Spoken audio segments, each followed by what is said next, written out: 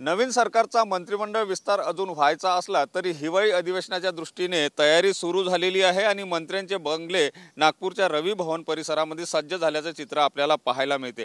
आपण सध्या रवी भवन मध्ये आहोत आणि या ठिकाणी आपण बघू शकतो की हे वेगवेगळे बंगले जे आहे हे सगळे मंत्र्यांसाठी राखीव बंगले आहे आणि हे पूर्णपणे तयार झाल्याचे चित्र आपल्याला पाहायला मिळते। डेंटिंग, पेंटिंग, सोफा, बेड ह्या सगळ्या गोष्टी ज्या आहेत त्या बनवण्याचं काम जे आहे ते अंतिम टप्प्यामध्ये या ठिकाणी आलेलं आहे आणि हिवाळी अधिवेशनासाठी मंत्र्यांचा या ठिकाणी निवास असतो आणि त्या दृष्टिकोनातून ही सगळी तयारी जी आहे ती तयारी करण्यात आलेली आहे। एकंदर जर आपण बघितलं तर कोणता बंगला कोणाचा हे अजूनपर्यंत निश्चित झालेलं नाही। मुख्यमंत्री आणि 2 उपमुख्यमंत्र्यांचे बंगले निश्चित झाले, त्यांच्या नावाच्या पाट्या सुद्धा लागलेल्या आहे। मात्र इतर मंत्र्यांच्या ज्या बंगले आहे ते बंगले तयार झाले असले तरी त्यांच्या नावाच्या पाट्या लागायच्या आहे, कारण मंत्रिमंडळ विस्तार व्हायचा आहे।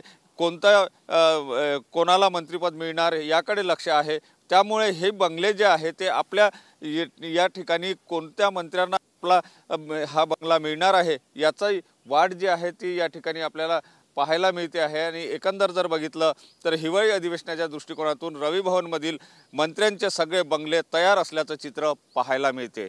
कॅमेरामन साईसह सुनील ढगे, TV9 मराठी, नागपूर।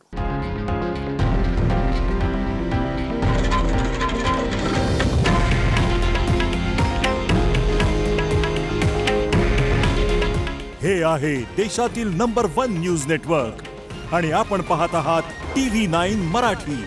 काळजी तुमची, हित महाराष्ट्राचं।